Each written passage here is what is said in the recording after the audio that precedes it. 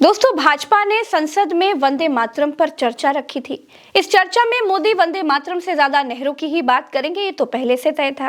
बिना नेहरू की बात किए मोदी की कोई बात पूरी ही नहीं होती है। और ये एक आदत है सर, ये मेरे पास एक टेबल है कि जब जब प्रधानमंत्री मोदी जी किसी भी विषय पे बोलते हैं तो पंडित नेहरू जी का नाम कितने बार लेते हैं और कांग्रेस पार्टी का नाम कितने बार लेते हैं। बड़े विनम्रता से मैं आदरणीय प्रधानमंत्री मोदी जी को मैं कहना चाहता हूं और उनके पूरे मैं दल को कहना चाहता हूं और पूरे इनके ढांचे को कहना चाहता हूं, आप चाहे जितना भी कोशिश कर लो, आप पंडित नेहरू जी के जो उनका योगदान था उस पे एक भी काला दाग आप लगाने में सक्षम नहीं होंगे।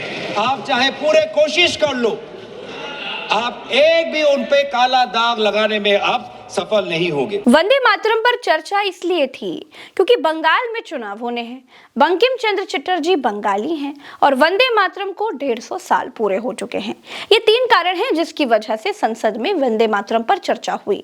वीडियो में दोस्तों आगे बढ़ूं, आपको मोदी का नेहरू नामा सुनाऊं, उससे पहले आप ये जान लीजिए कि वंदे मातरम को राष्ट्रगीत का दर्जा किसने दिया? कांग्रेस ने। जनगण मन को राष्ट्रगान का दर्जा किसने दिया? कांग्रेस ने। जिस तिरंगे को आरएसएस ने 52 साल तक नहीं फहराया, उस तिरंगे को राष्ट्रीय ध्वज का दर्जा किसने दिया? कांग्रेस ने। नरेंद्र मोदी संसद में वंदे मातरम पर बोल रहे थे, लेकिन वंदे मातरम लिखने वाले बंकिम चंद्र चटर्जी को बाबू कहना है या फिर दादा कहकर बुलाना है, ये नहीं मालूम था। बंकिम चंद्र चटर्जी को दादा कह दिया। जब दूसरे सांसदों ने उन्हें टोका तब जाकर सुधार किया। बंगाल में दादा बड़े भाई को कहते हैं और बाबू को सम्मान सूचक शब्द की तरह इस्तेमाल किया जाता है, यानी किसी के नाम के आगे सम्मान देने के लिए बाबू शब्द का इस्तेमाल किया जाता है। बंकिम दा का ये भाव सूत्र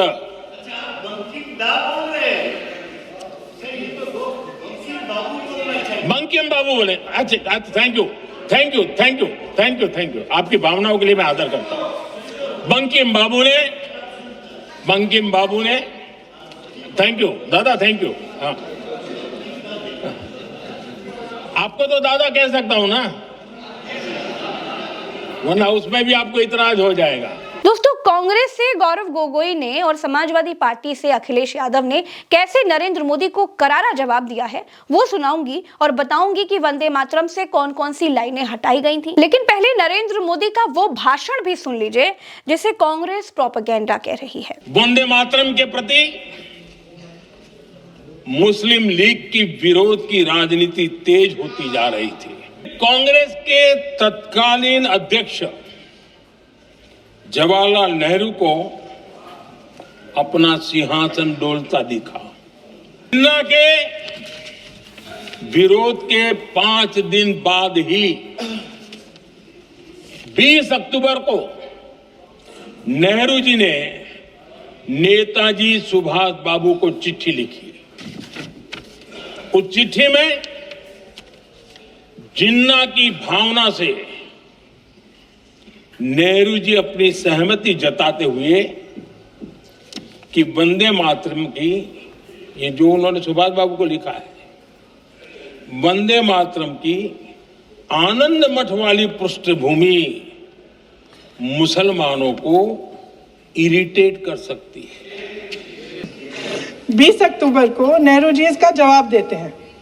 इस जवाब की एक पंक्ति प्रधानमंत्री जी ने सुनाई, बाकी पंक्तियां क्यों नहीं सुनाई?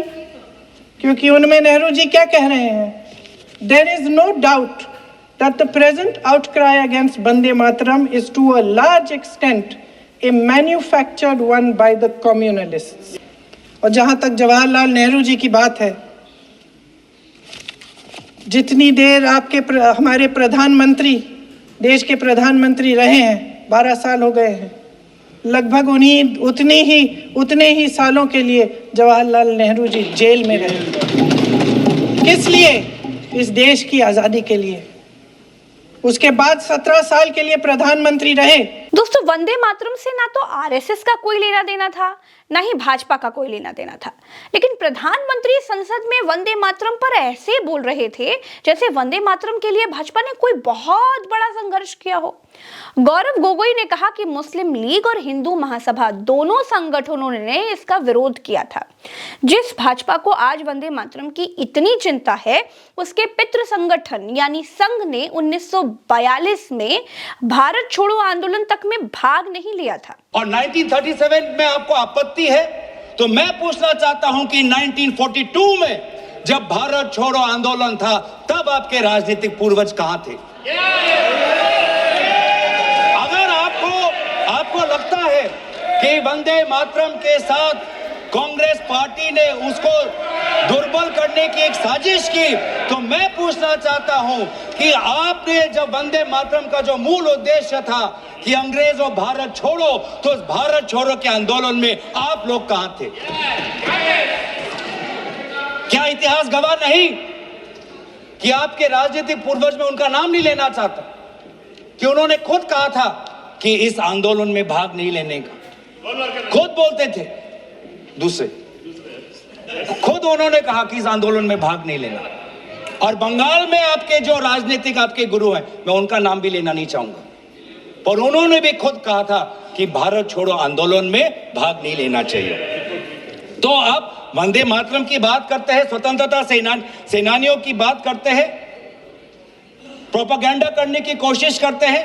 बंगाल का चुनाव आ रहा है, सुनिए सुनिए सुनिए सुनिए। हाँ, कोई बात नहीं, हम तो देश के लिए हैं, हम देश के लिए हैं। आप चुनाव के लिए हैं, हम देश के लिए हैं। हम जितने भी चुनाव हारे, हम यहाँ बैठे रहेंगे और आपसे लड़ते रहेंगे और आपकी विचारधारा से लड़ते रहेंगे। अपने इस देश के लिए, अपनी इस मिट्टी के लिए लड़ते रहेंगे। आप हमें रोक नहीं सकते। जो कांग्रेस वर्किंग कमेटी पंडित नेहरू ने जी के सबके साथ जो विचार विमर्श किया, उसमें सब शामिल थे। उसमें शामिल थे रविंद्रनाथ टैगोर जी, जिन्होंने स्वयं कहा कि जो पहले दो स्टैंजाज हैं वो इतने मधुर हैं, उसमें इतनी ताकत है, जो पूरा सारांश है वंदे मातरम का वो पहले दो स्टैंजाज में। और पंडित नेहरू जी ने भी उस वर्किंग कमेटी में कहा, उस रेजोल्यूशन में, पंडित नेहरू जी को मैं कोट करना चाहूंगा, the words Vande Mataram became a slogan of power which inspired our people and a greeting which ever reminds us of our struggle for national freedom. ये है पंडित नेहरू जी और कांग्रेस पार्टी की मूल भाव वंदे मातरम के पक्ष में। और जिस मुस्लिम लीग ने कहा कि पूरे वंदे मातरम को बहिष्कार करो, उस मुस्लिम लीग को दोबारा करारा जवाब हमने हमारे कॉन्स्टिट्यूएंट असेंबली में दिया 1950 में 24 जनवरी को, जब संविधान की जो बैठक हुई थी, उसके अंतिम दिन पे हमने कहा कि हम मुस्लिम लीग की बात नहीं सुनेंगे, हम वंदे मातरम को नेशनल सॉन्ग का हम ये तवज्जो हम देना चाहेंगे। और यही हमारे बंगाल के प्रति हमारा आभार था कि उसी कॉन्स्टिट्यूएंट असेंबली में कहा, यह सिद्धांत लिया गया कि जन गण मन हमारा नेशनल एंथम होगा और वंदे मातरम हमारा नेशनल सॉन्ग होगा। दोस्तों, ये बात बिल्कुल सच है कि वंदे मातरम से कुछ पंक्तियां हटाई गईं, लेकिन क्यों हटाई गईं? चलिए कारण भी आपको आगे बताऊंगी, लेकिन उससे पहले अखिलेश यादव को सुन लीजिए। अखिलेश यादव ने आरएसएस का नाम लिए बगैर कहा कि भाजपा को वंदे मातरम में इतनी चिंता है, लेकिन वंदे मातरम राष्ट्रीय गीत होते हुए भी आरएसएस ने अपना गीत अलग क्यों बनाया? तिरंगा क्यों नहीं फहराया? वंदे मातरम गाकर क्रांति की अलख जगाने वालों के खिलाफ ये लोग मुखबिरी का काम करते थे। अखिलेश यादव ने और क्या कुछ कहा, वो सुन लीजिए। इनके भाषणों से जब बाहर सुनते हैं तो ऐसा लगता है कि वंदे मातरम इन्हीं का बनवाया हुआ गाना है। जिन्होंने सभापति महोदय, जिन्होंने आजादी के आंदोलन में भाग ही नहीं लिया है, वो वंदे मातरम का महत्व क्या जानेंगे। सच तो ये है कि सरफरोश लोग वंदे मातरम दिल से बोलते थे उन आजादी के दीवानों के खिलाफ कुछ लोग अंग्रेजों के लिए जासूसी और मुखबिरी का भी काम करते थे। अखिलेश यादव ने जिक्र किया कि आरएसएस ने बहुत समय तक तिरंगा क्यों नहीं फहराया। उसका जवाब भी आपको जानना चाहिए। दोस्तों, आधिकारिक तौर से 52 साल तक आरएसएस ने अपने मुख्यालय पर तिरंगा नहीं फहराया था।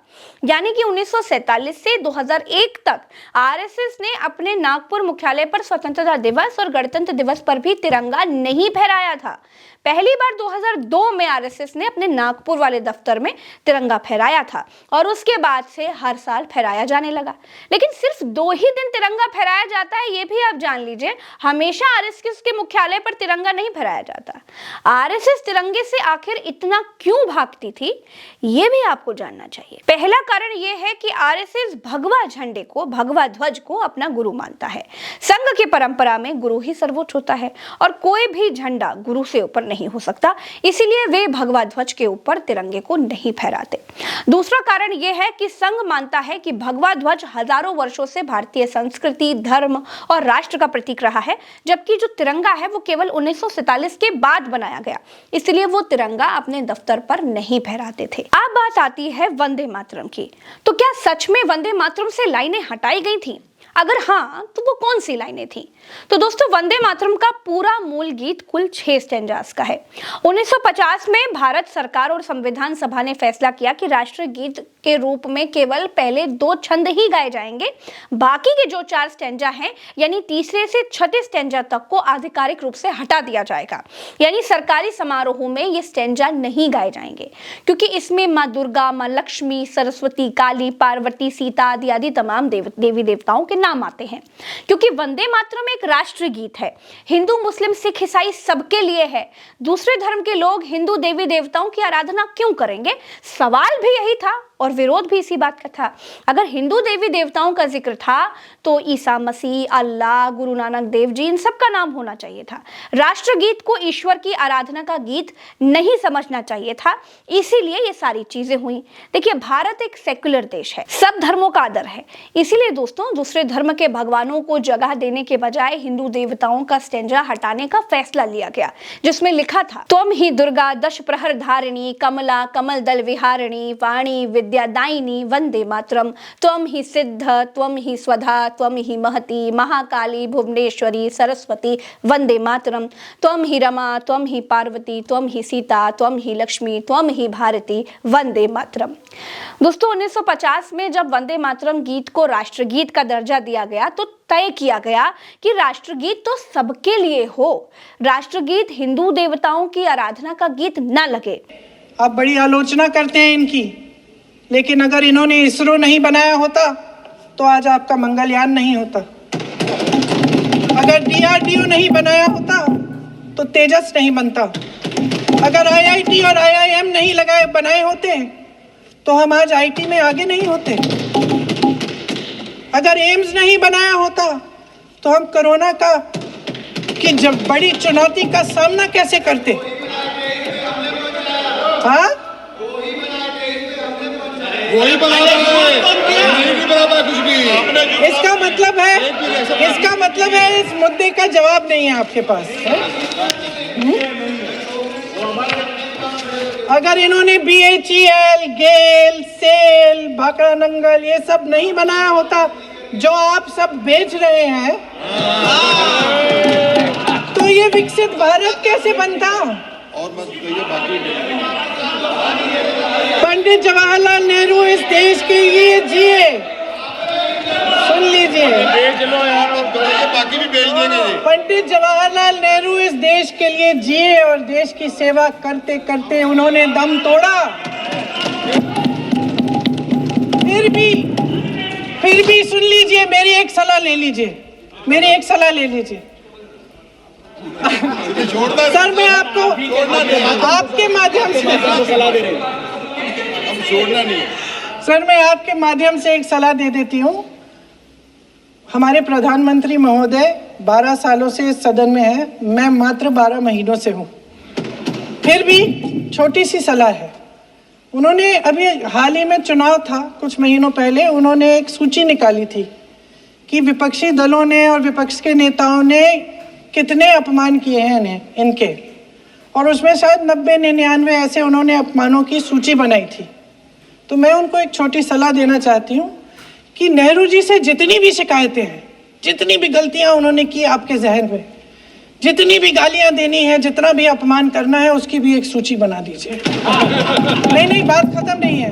999 अपमान, 9,999 अपमान, सूची बना दीजिए और फिर हम एक समय निर्धारित करते हैं। जैसे हमने 10 घंटे आज वंदे मातरम पर हमने बहस किया है ना, उस तरह से हम अध्यक्ष महोदय जी से पूछेंगे, एक समय निर्धारित करेंगे, 10 घंटे, 20 घंटे, 40 घंटे, जितने घंटों में आपकी ये शिकायत पूरी हो जाए, माननीय सदस्य आप शांत हो जाएं और हम बहस कर लेंगे। लेकिन इस सदन का कीमती समय, जिसके लिए हमें यहाँ पे जनता ने भेजा है, जैसे हमें जनता की समस्याओं को हल करने के लिए चर्चा करनी चाहिए, इस्तेमाल करना चाहिए, उसको इसी के लिए इस्तेमाल करिए। उसके बाद जैसे अंग्रेजी में कहते हैं ना, जैसे अंग्रेजी में कहते हैं कि once and for all let's close the chapter, close कर लीजिए। देश सुन लेगा क्या क्या शिकायतें हैं, किसने क्या किया, इंदिरा जी ने क्या किया, राजीव जी ने क्या किया, परिवारवाद क्या होता है, नेहरू जी ने कौन सी गलतियां की, सुना लीजिए, फिर खत्म। उसके बाद बेरोजगारी, महंगाई, महिलाओं की समस्याएं, जो पीएमओ में हो रहा है उसकी बातें, उसकी चर्चा, जो बैटिंग ऐप के बारे में हो रहा है पीएमओ के अंदर, आप सदस्य प्लीज, जो एप्स्टीन फाइलों में आपके मंत्री महोदय के नाम निकल आए हैं। दोस्तों, उम्मीद करती हूँ कि मैं आपको वंदे मातरम का पूरा मामला आज की खबर को साथ में लेकर के संक्षेप में ठीक से समझा पाई होंगी। अगर हाँ, तो फिर आप हमारे वीडियो में कमेंट सेक्शन में ज़रूर बताएं। और अगर आप अभी तक हमारे वीडियो में बने हुए हैं तो ये तो तय है दोस्तों कि आप इस विवाद के बारे में जानना चाहते थे। हमारी पूरी टीम आपके लिए पूरी ईमानदारी और मेहनत से कंटेंट तैयार करती है और संक्षेप में आपको समझ में आने वाला एनालिसिस सेम डे लेकर के आती है। अगर आपको हमारी मेहनत पसंद आती है तो चैनल को सब्सक्राइब जरूर करें, वीडियो को शेयर कीजिए जिससे ये जानकारी और भी दूसरे लोगों तक पहुंचे। वंदे मातरम से जो लाइनें हटाई गई वो क्यों हटाई गई, ये जानकारी सही तरीके से लोगों को पहुंच पाए। चैनल को सब्सक्राइब करना मत भूलिएगा। चलते हैं, राम राम, दुआ सलाम, जय हिंद।